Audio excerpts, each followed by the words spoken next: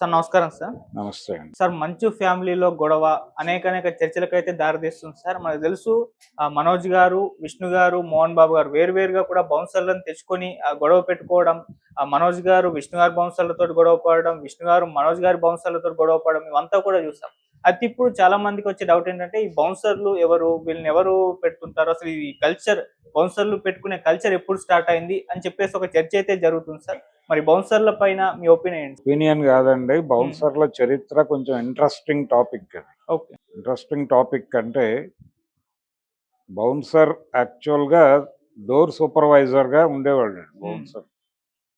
Door supervisor అంటే తలుపు ఎవరికి తీయాలి, ఎవరికి తీయకూడదు అనేది.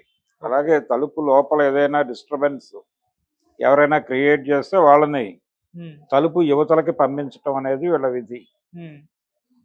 వీళ్ళని ఎక్కడ వాడతారు? జనరల్‌గా బారుల్లో వాడతారు. వేశ్యా వాటికల్లో కూడా వాడతారు. అవును. లోపలికొచ్చి అన్వాంటెడ్ న్యూసెన్స్ క్రియేట్ చేస్తే వాళ్ళని బలవంతంగా బయటకు పంపించటం. హ్మ్. ఇది ప్రోగ్రామ్. ఈ పని చేసే వాళ్ళని డోర్ సూపర్వైజర్లు లేదా బౌన్సర్లు అంటారు. ఓకే. మతపరమైనటువంటి కార్యక్రమాల్లో కూడా వీళ్ళని వాడటం కనిపిస్తుంది. అంటే దేవాలయాలు భద్రతలో భాగంగా ఇది మనకి చాలా అంతకంటే పురాతన కాలం నుంచి ఉంది ఇది. హ్మ్. అంటే పవిత్ర ప్రదేశాల్లో అపవిత్ర కార్యక్రమం ఎవరన్నా చేస్తే వాళ్ళని బయటకు పంపడానికి ఒక భద్రతా వ్యవస్థ ఉండాలి ఇంటర్నల్‌గా అనే ఉద్దేశంతో ఈ బౌన్సర్లని అన్ని మతాల్లోనూ వాడారు. బౌద్ధంలోనూ కనిపిస్తుంది. ఒక పేరుతో, క్రైస్తవంలో ఇంకో పేరుతో కనిపిస్తుంది. ఇలా ఎక్కడికక్కడ ఒక ఆంతరంగిక అంటే భద్రతా శక్తులుగా వీళ్ళని వాడటం అనేది కనిపిస్తుంది. ఓకే. చర్చిల్లో, అలాగే ఆరామాల్లో, ఇతర ఆలయాల్లో వాడారు. అలాగే బార్లు ఇలాంటి చోట్ల అంటే విపరీత ప్రవర్తన ఎక్కడుంటుందో, ఎక్కడ విపరీత ప్రవర్తనకు ఆస్కారం ఉంటుందో హ్మ్. అక్కడల్లా కంట్రోల్ చేయటానికి, సిట్యుయేషన్‌ని కంట్రోల్ చేయటానికి బౌన్సర్‌ని వినియోగించటం అనేది కనిపిస్తుంది. అవును. ఎక్కడెక్కడ విపరీత ప్రవర్తన ఉంటుంది. దేవాలయాల్లో కొంచెం కనిపించని ఒక విపరీత ప్రవర్తనకి ఆస్కారం ఉంటుంది. నమ్మకంతో విపరీత ప్రవర్తన రావచ్చు. అపనమ్మకంతో కూడా విపరీత ప్రవర్తన జరగవచ్చు. అలాంటి వాళ్ళని కంట్రోల్ చేయటం అనేది అక్కడ అవసరం. హ్మ్. బారుల్లో తాగుబోతుల్ని కంట్రోల్ చేయటం అనేది అవసరంగా మారుతుంది. ఓకే. తాగేసిన తర్వాత వాళ్ళు ఎలా బిహేవ్ చేస్తారు అనే దాని వాళ్ళ బిహేవియర్ మీద వాడికి కంట్రోల్ లేకపోతే వాడిని బలవంతంగా బయటకు పంపించడం కోసం ఒక డోర్ సూపర్వైజర్ ఉంటాడు. హ్మ్. అలాగే వేశ్యా వాటికల్లో కూడా జరుగుతుంది ఈ ప్రమాదం. ఓకే. ఈ విపరీత ప్రవర్తన అనేది. ఈ విపరీత ప్రవర్తనకి ఆస్కారం ఉండేవాళ్ళు తరచుగా ఏ ప్రదేశాల్లో ఉంటారో ఆ ప్రతి ప్రదేశంలోనూ బౌన్సర్ కల్చర్ కనిపిస్తుంది మనకి. హ్మ్. ఇది ఈ రోజు కాదు, కొన్ని వందల సంవత్సరాల చరిత్ర ఉంది దీనికి. ఓకే. బౌన్సర్ లేదా డోర్ సూపర్వైజర్ అనే పద్ధతిలో ఈ పదాన్ని వాడటం కనిపిస్తుంది. అయితే మనకి ఈ కల్చర్ సీరియస్‌గా మన దగ్గర అడాప్ట్ అయిందంటే అంతకుముందు కూడా వ్యక్తిగత భద్రతా సిబ్బంది పెట్టుకునేవాళ్ళు కొంతమంది. హ్మ్. అయితే ఒక దశలో ప్రభుత్వమే ఒక ఆఫర్ ఇచ్చింది. లిబరలైజేషన్ వచ్చిన తర్వాత భారతదేశంలోకి గ్లోబలైజేషన్, లిబరలైజేషన్, ప్రైవేటైజేషన్ ఎల్‌పీజీ అంటారు. హ్మ్. ఈ ఎల్‌పీజీ కల్చర్ భారతదేశంలోకి వచ్చిన తర్వాత ప్రతిదీ ప్రైవేటైజ్ అయిపోతున్నటువంటి దశలో వ్యక్తుల భద్రత, ఇతర వ్యవహారాలు అంతకుముందు సినిమా హాళ్ళ దగ్గర టికెట్లు ఇచ్చేటప్పుడు ఏదైనా ఘర్షణలు జరుగుతాయేమో, జనాలు విపరీతంగా వస్తారు కాబట్టి క్యూ లైన్‌లో ఉన్న వాళ్ళకి కాకుండా క్యూ లైన్‌లో మధ్యలో తోసి బలం కొద్దీ దూకి టికెట్లు సంపాదించుకునేవాళ్ళు. హ్మ్.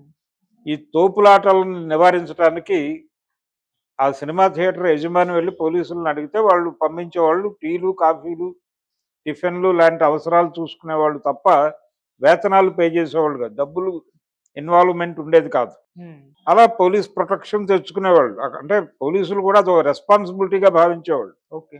సమాజంలో ఒక అనుకోని దుర్ఘటనలు ఏవైనా జరిగే అవకాశం ఉంది అంతమంది జనాలు అక్కడికి చేరినప్పుడు హ్మ్. అని ఒక బాధ్యతలో భాగంగా వచ్చేవాళ్ళు తప్ప డబ్బుల కోసం కాదు. హ్మ్. కానీ ఈ ఎల్పిజి ఎరా మొదలైన తర్వాత 95 తర్వాత సీరియస్గా ఈ వ్యక్తిగత భద్రత అనేటువంటి దాని మీద ఎక్కువ ఫోకస్ పెట్టి ఉమ్, గన్మ్యాన్ కల్చర్ వచ్చింది మనకి. అవును. అలాగే ప్రొటెక్షన్కి మీరు అప్లై చేసుకుంటే ప్రొటెక్షన్ ఇస్తాం, దానికి పేమెంట్ మీరు చేయాల్సి ఉంటుంది ఉమ్, అనే ఒక ఏజెన్సీగా రక్షక భటులు వీళ్ళందరూ మారిపోయారు. ఓకే. ఇది ఒక విచిత్రమైన పరిస్థితి. ఆ తర్వాత నెమ్మదిగా అంటే చాలా మంది ఆ టైంలో గన్మ్యాన్స్ని పెట్టుకున్నారు ప్రతి ఉమ్, ఒక్కళ్ళు, అవసరం ఉన్నా లేకపోయినా. అదొక స్టేటస్ సింబల్ కింద మారిపోయింది. ఓకే. మీ ఇంట్లో గ్యాస్ స్టవ్ లేదా, మీ ఇంట్లో కారు లేదా, మీ ఇంట్లో స్కూటర్ లేదా, మీ ఇంట్లో గన్మ్యాన్ లేడా అన్న పరిస్థితికి తయారైంది ఉమ్, ఒక స్టేటస్ సింబల్గా. ఈ స్టేటస్ సింబల్గా మారిపోయిన తర్వాత గన్మ్యాన్ల మీద అనేక జోకులు సర్క్యులేట్ అయినాయి. ఇలా గన్మ్యాన్లు అంటే చాలా సందర్భాల్లో ఆ మనిషికి అవసరం ఉండదు, ఎటువంటి థ్రెట్ ఉండదు, కానీ ఏదో థ్రెట్ ఉన్నట్టుగా రాసి వాళ్ళకి తెలుసు ప్రొవైడ్ చేసేవాడికి. ఇక్కడ ఫైనాన్షియల్ ట్రాన్సాక్షనే, కొనుగోలు చేస్తారు. ఒక మనిషి గవర్నమెంట్ సర్వీస్లో ఉన్న మనిషిని వీళ్ళు కొనుగోలు చేసి అతనికి ఆ పేమెంట్ వీళ్ళు బాధ్యత తీసుకుంటారు కాబట్టి వచ్చి వీళ్ళ దగ్గర గన్మ్యాన్గా అతను పనిచేస్తాడు. ఓకే. అతనితో వీళ్ళు కూరలు తెప్పించుకుంటారు, ఏవైనా చేస్తారు ఇంట్లో పనులు. ఇది పరిస్థితి. ఈ తర్వాత దశలో బౌన్సర్ కల్చర్ అనేది మన సెలబ్రిటీసు వీళ్ళు మొదలుపెట్టారు. అంటే పబ్లిక్ ఫంక్షన్స్కి వెళ్ళినప్పుడు అభిమానుల తాకిడిని, ప్రజల తాకిడిని తట్టుకోవటానికి తమ చుట్టూ ఒక రక్షక వలయం ఉంటే బాగుంటుంది అనే ఉద్దేశంతో ఇలా ఏర్పాటు చేసుకున్నారు. వీళ్ళని ప్రొవైడ్ చేయడానికి ఒక ఏజెన్సీలు ఉంటాయి. ఉమ్, ఆ ఏజెన్సీల నుంచి వీళ్ళని రిక్రూట్ చేసుకుంటారు. బలిష్టమైనటువంటి వ్యక్తులను తయారు చేస్తారు అక్కడ. అలాంటి వాళ్ళకి రిక్రూట్మెంట్ ఉంటుంది. వాళ్ళనే వీళ్ళ మీదకి వీళ్ళ దగ్గరికి పంపిస్తారు. వీళ్ళు వాళ్ళని వినియోగించుకుంటారు తమ వ్యక్తిగత రక్షణ కోసం ఓకే. పబ్లిక్ ఫంక్షన్స్లోకి వెళ్ళినప్పుడు. ఉమ్, అయితే చాలా సందర్భాల్లో ఈ బౌన్సర్ల తాకిడి కొన్ని విపరీతాలకు దారితీస్తోంది. ఓకే. ఇదివరకు రోజుల్లో హీరోలు ప్రజల్లోకి వెళ్ళినా బౌన్సర్లు ఉండేవాళ్ళు కాదు. అవసరమైతే పోలీస్ ప్రొటెక్షన్ తీసుకునేవాళ్ళు అక్కడి వరకు. ఉమ్, ఆ వేదిక మీదకి వెళ్ళటానికో, బయటకు వెళ్ళటానికో పోలీస్ ప్రొటెక్షన్ అడిగేవాళ్ళు. వాళ్ళు కూడా సామాజిక బాధ్యతగా వచ్చి ఆ రక్షణ కల్పించి వెళ్ళిపోయేవాళ్ళు 4 ఫోటోలు దిగి. ఓకే. అంతకు మించి ప్రోగ్రాం లేదు. కానీ 95 తర్వాత వచ్చినటువంటి హీరోలు ప్రతి ఒక్కరూ జనంలోకి వెళ్ళాలంటే బౌన్సర్ లేకుండా వెళ్ళే పరిస్థితి కనిపించడం లేదు. ఉమ్, ఒకప్పుడు హీరోలు ఈ ఇబ్బంది అంటే ప్రజల నుంచి, అభిమానుల నుంచి వచ్చే ఇబ్బందిని తట్టుకోవడం కోసం వీళ్ళు ఏం చేసేవాళ్ళు అంటే డాష్ వెనక నుంచి ఎంట్రీ ఇచ్చి అటు నుంచి వెళ్ళిపోయేవాళ్ళు. ఉమ్, కొంతమంది హీరోలు మాత్రమే జనం లోపల నుంచి వచ్చేవాళ్ళు వాంటెడ్గా. ఆ వచ్చే వాళ్ళకు ఒక వ్యూహం ఉండేది. అంటే ఎప్పుడైతే వచ్చారో జనాలందరూ మూగుతారు, కొంచెం దూరంగా ఉండండి, నేను లోపలికి వెడతాను, ఉమ్, ఎలా ఉన్నారు మీరు అని మర్యాదగా వాళ్ళతో మాట్లాడుతూ వాళ్ళతో డైలాగ్ నెరుపుతూ నెమ్మదిగా లోపలికి వెళ్ళిపోవడం. ఓకే. ఈ పద్ధతిని అనుసరించేవాళ్ళు కొంతమంది హీరోలు. ముఖ్యంగా ఎన్టీ రామారావు గారు ఆ పద్ధతిని అనుసరించేవాడు. పలకరించి చెయ్యూపి అలా వాళ్ళని కొంచెం మెస్మరైజ్ చేసి ప్లేస్ చేసుకుని వెళ్ళిపోయేవాడు ఆయన. ఓకే. ఇది అలవాటు అవడంతో ఒక సందర్భంలో రాముడు భీముడు సినిమా షూటింగ్ జరిగేటప్పుడు ఉమ్, పబ్లిక్ విపరీతంగా వస్తారు. ఆ రోజు ఒక పాట షూటింగ్ ఉంది ఎల్ విజయలక్ష్మి గారితో. ఆ పాట షూటింగ్ అక్కడ పెట్టుకున్నారు, నాగార్జున సాగర్లో పెట్టుకున్నారు.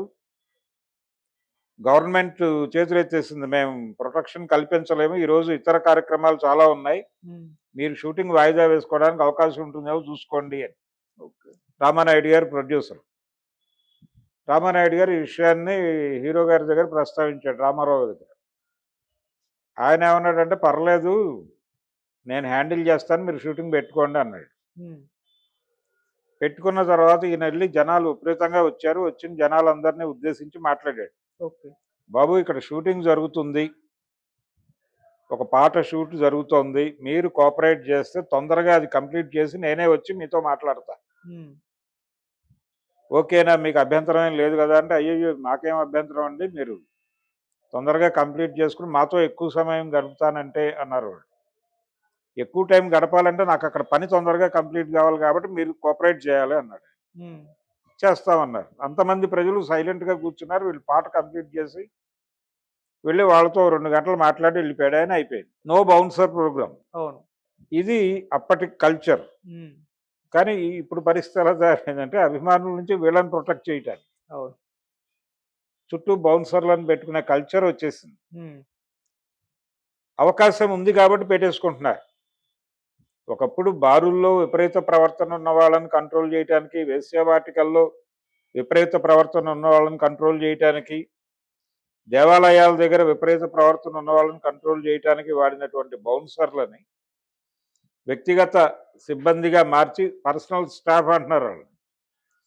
మొన్న మంచు వారి ఇంట్లో జరిగినటువంటి ఘర్షణలో ఈ ఘర్షణ అనంతరం విష్ణుని పిలిచి సిపి గారు మాట్లాడింది ఏమిటి?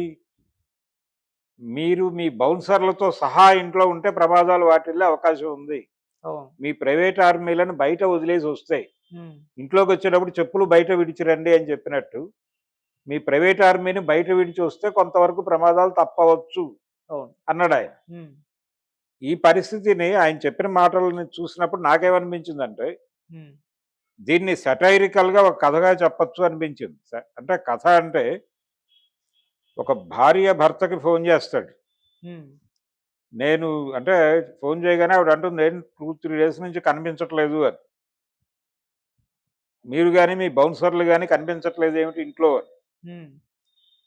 అంటే లేదు, మొన్న నేను యాక్చువల్గా 9:15కి వచ్చాను, నీ బౌన్సర్లు ఇంట్లోకి రానివ్వకపోవడంతో బయటకు వచ్చేసాను అంటాడు. అంటే నేనే చెప్పాను 9 తర్వాత అలో చేయొద్దని. కారణం మీ బౌన్సర్ నా బౌన్సర్ని కొట్టడం, అనవసరంగా కొట్టాడు. హ్మ్. ఓకే, మీరు మర్నాడు వచ్చి ఉండాలి కదా అంటుంది ఆవిడ. హ్మ్. లేదు, నేను వాంటెడ్గానే రాదలుచుకోలేదు, హ్మ్. నాకు తెలుసు నా బౌన్సర్ నీ బౌన్సర్ని కొట్టాడు, మీరు హర్ట్ అయ్యారనే విషయం నాకు కన్వే చేశాడు వీడు. ఓకే. కానీ కొట్టడానికి ఒక ప్రాపర్ రీజన్ ఉంది వాడికి, అందుకని మిమ్మల్ని శిక్షించడం కోసం నేను నిన్న రాలేదు హ్మ్. అని చెప్తాడు వీడు.